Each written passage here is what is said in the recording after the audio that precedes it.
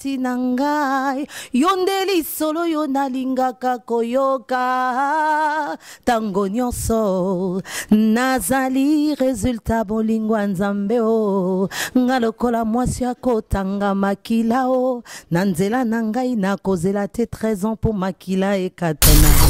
Album pourquoi 8 ans moulai 8 ans après pour nous bimisa album 8 ans après il va déclarer surtout les lobananza mais beaucoup moins au quand on a CD. Je sais que peut-être vous taraba studio vous salama mobile à côté quand les lobananza mais les CD vous tout quand par exemple 5 ou 10 euros côté on roule ba mingi mingi nini on dit normalement évangélisation la na yebi kundeza polele andi misamiete sokina landio Yesue ngana kobima molongie yango na lobina kotinga mayo Yesue na kotinga mayo donc ce qui veut dire que na ça difficulté ya kolobamo na ko betata lisolo nini nakota nandako na yo nazwa bopemi papa bika mwana ngai tokoma kovanda na yo we pakola ngai mafuta Yesue abongwanite nzambe na ngai. Sponsor officiel BM Hotel. BM Hotel à Kinshasa, ouverte 24 heures sur 24. BM Hotel vous offre un séjour de qualité, de chambres à tarifs abordables, une salle de fête, un espace de tente, un personnel à l'écoute de vos besoins. BM Hotel se situe sur l'avenue de la République numéro 3, référence Meizaf Bandal Sinkin, commune de Bandalongwa, Kinshasa, RDC.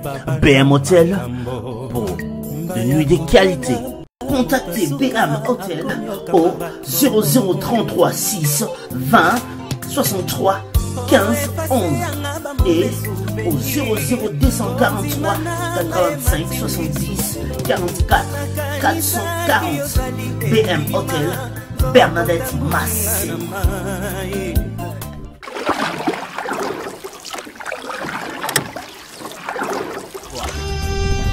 Cette émission est sponsorisée par Papy Leroy. Je suis la sœur Liliana de 3W Champion de la Foi TV. Ma question est celle-ci. Maman Mami na Monia aux 14 titres. En fait, tous une longtemps, il y a quoi qu'on a sauté. Donc, il y a un message clé. Il y a 14 titres. Message il y a par rapport il y a album. Il y a une question. Merci. Applaudissements, s'il vous plaît. Donc, message clé, il y a un album, ma soeur. Et à tout du temps et ça, je suis en train de parler de Jésus-Christ qui est l'auteur de ma foi. C'est-à-dire nous présenter bandeko, nous présenter les beaux Tanzambé, bandeko nyonso bakoyo album oyo, nous présenter bango Christ oyaza auteur ya kondimananga.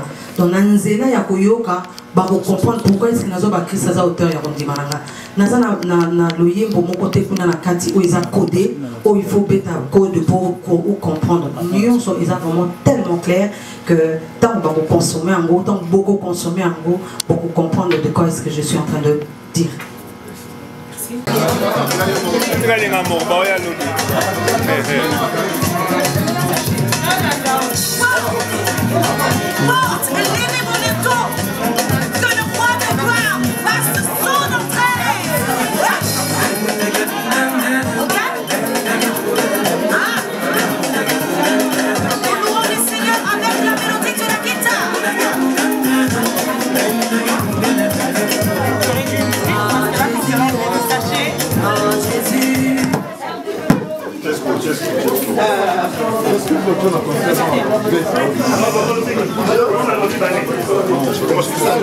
Merci, Aya.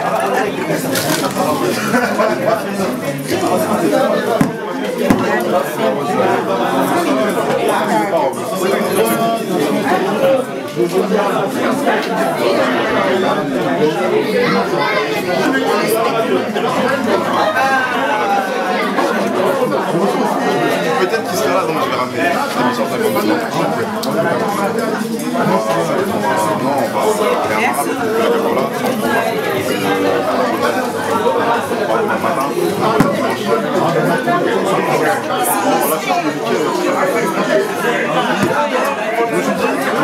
ça dernier, on sera peut-être là. Là, je dois voir. Si voilà, je crois que je vais le faire. Mais quand j'ai pris la voiture devant, ah, on est là,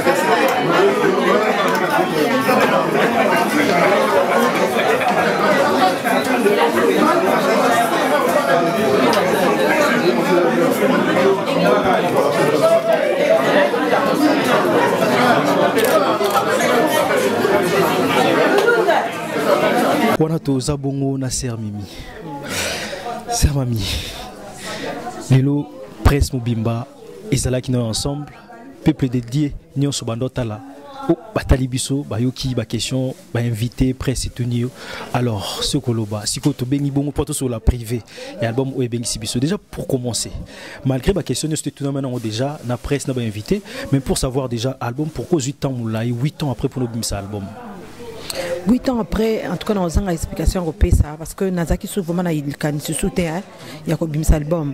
En tout cas, tant que l'album n'a côté Ngamayo bimi en 2009, n'a pas ça qui soutient vraiment que l'album soit après.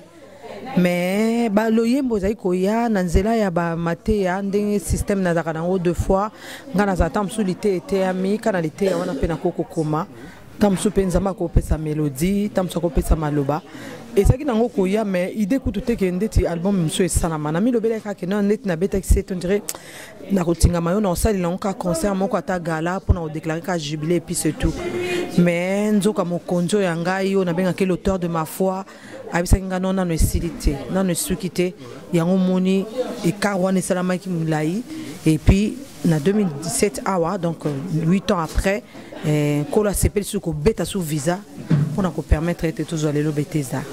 Voilà, Bethesda déjà, na Kinshasa bimaki déjà, on a niveau à Paris et puis en Europe, peut-être au Loba.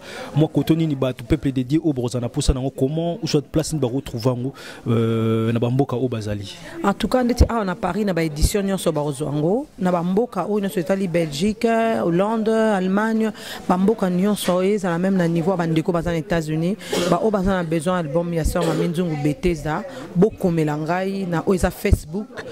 Beti Maminzungu na profil nanga ataso kokoko atoza muninga nanga ite so komeli ngai na rozwa quand même message rezali na rozwa message na yo na rotanga na osala effort ya ko répondre yo et beaucoup plus bandeko bazana besoin tamso ko kota na contact na ba réseaux sociaux le quoi numéro na sala la mingi za numéro moko ya Afrique ba ko benga biso na 00243 89 89 688 91 na numéro wana normalement ba kota en contact na biso na niveau na ndenge WhatsApp na ndenge ya imo tout ça ba ko en contact na biso ba ko comme plutôt répondre ba facilement. Voilà, on a peut-être boto yo ka ici gagner retrouver album dans Paris à Sosa na posa nango to ko mona na Lambert de Paris, c'est bien ça? Oui, so ba yé na Lambert de Paris 21 rue Laguate wana en tout cas mon soit en a besoin et ça en gros et ça en détail ce qui ba yé en tout cas ba reçoit en possession nango ba on so pe ba ko en contact na za na ba te belé o que ba ko benga ba ko contacter bango facilement ba tinda ba pa na ngai en tout cas ba o baza même musika lobi que sœur Mamina na besoin tinda biso ngata na ndenge ya poste sœur Maminzunga za wana a osala ngo na tinda la bango. Donc voilà, on nyos na posa ya album Bethesda et zalo na posa nango en gros en détail quelque soit mboka nyos tozali poto mundela facilité sur moi la poste donc ce faut batinde la yo na la poste et comment parce que biso nyos na souhaiter biso nyos to ka to son album au point tout cas mais le monde peut-être na profiter pour notre nango batu bele ba déclarer surtout lilo bananzambe beaucoup ma oteka ngona ba CD je sais que peut-être bufutara ba studio bo sala ma mobele mais côté quand les lobananza mais les CD bototé quand par exemple 5 ou 10 euros côté on roule ba mingi mingi on dit normalement évangélisation ils ont gratuité évangile ils ont gratuit ça dit pour na côté à mutu na côté à mutu na vana te ya opesa na 10 euros na ko salangote ça c'est l'évangile mais évangélisation ils ont moyen moko boyo na zone ngana atteindre mutu moko boyo o azali quelque part o azana besoin tamsu ayoka Bethesda o azana besoin ayoka likondi parce que quand même toza déjà na deux clips hein, na oza YouTube sur batali boluki beti Maminzungu likondi Maminzungu Bethesda bako tala clip mi balé déjà to tchaki par rapport à promotion et évangélisation pour na atteindre mutu moko boyo ndé comment peut-être na moment o azana Autriche tamsusu na mzapena na moment te possibilité tamsusu na koma kuna ndé comment azana na mboko na linga mingi kokoma na baramboka na mboka suka Australie na ko atteindre bango te mena ebike évangélisation on a osala na nzela lo yembo c'est-à-dire na côté studio na futi mbongo toyembi babim tofuti mbongo basali pochette basali nyonso wana ce n'est pas gratuit eza mbongo tozobimisa ya en même temps tobimisa support boye tamsuku valeur topesa na support oyo et akote tokoteka on tamsu 5 €, tokoteka on 10 €, mais eza peut-être valeur en temps yango moni souvent pesa musu sako benga maman na somba CD mais ngana somba on a $500, na somba on a 500 €, ngana préféré na somba CD na on a 100 €, donc ça dépend. Aux hommes na prix na ye oyo apesa azopesa valeur ya nani oyo c'est que soit to teka rango et ça penza teka pona ko gagner mais ça quand même pona ko permettre biso ke bambongo na tozokota na na studio et puis après pona ko luka ko pambola libota nzambe.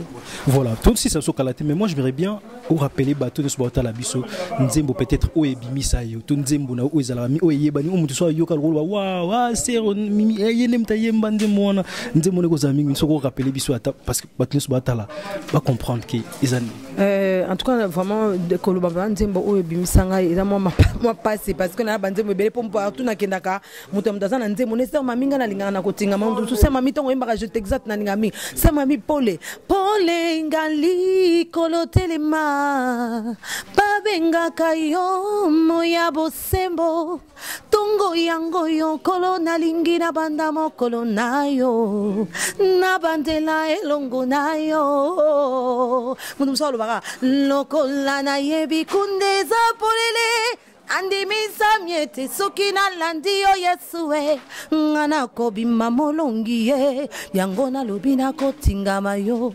Yesue nakotingama yo. Donc ce qui veut dire que naza na difficulté ya koloba nakobeta tali solo nini nakota nandako na yo nazwa bopemi papa bika mwana ngai tokoma kovanda na yo we pakola ngai mafuta Yesue abongwanite nzambe na ngai abongwanite donc nakoyeba te nzembo nini obi koyoka yo koyemba selinga tellement plaisir na niveau moko mais tellement par rapport à tant trop na suka na ebité mot de la fin zami mini pona batnyo so batala yo ya nel kana ngo beta c'était bande ko ba consommer beteza bo consommer beteza bo somba beteza ko pambola yo ko pambola libota na yo beteza tozuna ngo 8 ans on a c'est que le Saint-Esprit était là ayeki kolamba na biso bilia oyo atie oyo yeba ingrédients ya biso te donc beteza salami na force na biso te et salami na force à mon nzambe et on a sengi na mba somba beteza beaucoup de remerciements na bandeko bazaki vraiment soutien pour nanga.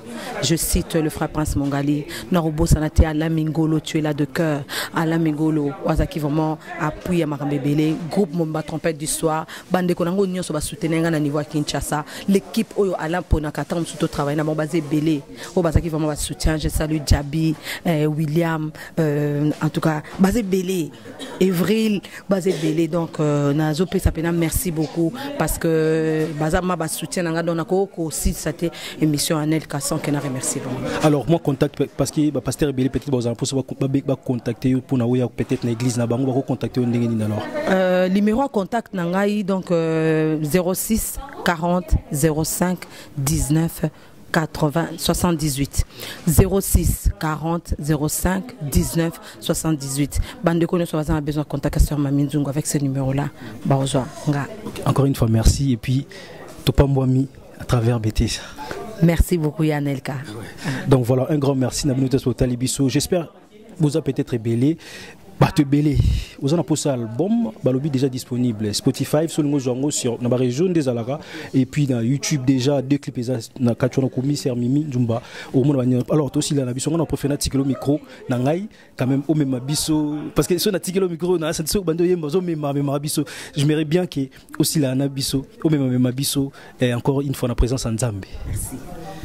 Mona yo pona ngeleki monene otalate atabota unanga okomisanga mongumba melia tata oyo ya sola zoluka ofungolela ngai maninisi ya likolo ekuko ye ekotisanga na ngolu na yo Yesue délice nangai ochaba kitebele kati nangai yondeli solo yo nalingaka koyoka tango nyonso nazali resultat bolingwa nzambe o ngalokola mwasi akotanga makila o nanzela nangai nakozela te 13 ans pour makila ekatana nazwi ngolu ya ofele o mpato yelengela maki ya mbolisumu eya nanzela ya Adamu na Eva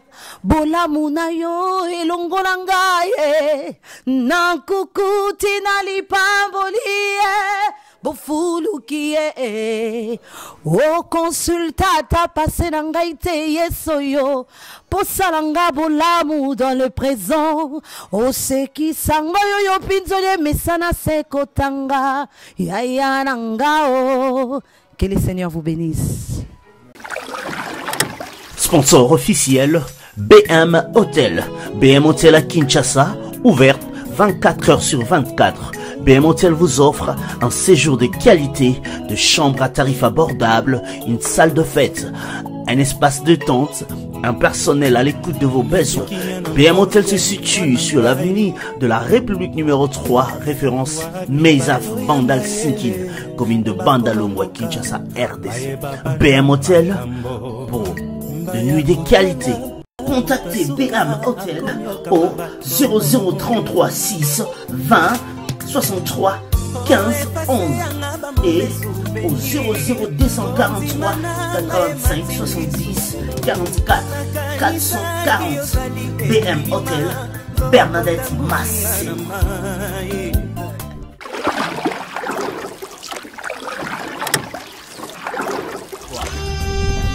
Cette émission est sponsorisée par Papy Leroy.